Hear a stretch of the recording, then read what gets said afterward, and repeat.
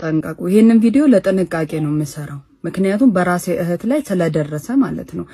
ብዙ ሰው ጋር እንዲደርስ ሼር ኮፒ ሊንክ አድርጉ እንደነዚህ አይነት ማፊያዎች ከጊዜ በኋላ እየፈነዱ ከፍተኛ የሆነ ጉዳት ያደረሱ ነው እቺ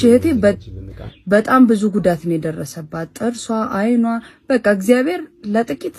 ህይወቷን አትርፏታል ግን ይሄ ነው የማይባል በጣም ከፍተኛ የሆነ ጉዳት ነው ያደረሰባት እንደ ቀላል ቤታችን ውስጥ የምንጠቀምባቸው እቃዎች ሊጎዱን ስለሚችሉ እኛ ቤት የደረሰው ነገር እናንተ ጋር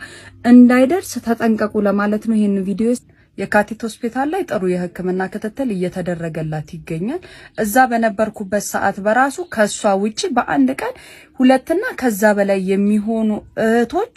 ፍንዳታው ደርሶባቸው በጣም ተጎድተው ሆስፒታል ላይ አይቻለው እግዚአብሔር ድንገት ከእንዲህ አይነት አደጋ ይጠብቃችሁ እባካችሁ ይሄንን ማሽን የምትጠቀሙ ይሄንን ማፊያ የምትጠቀሙ ሰዎች በቃ እናንተ ጋር ግዴታ ነገር እስኪመጣ አትጠብቁ በቃ ይቅር እግዚአብሔርን ይቅር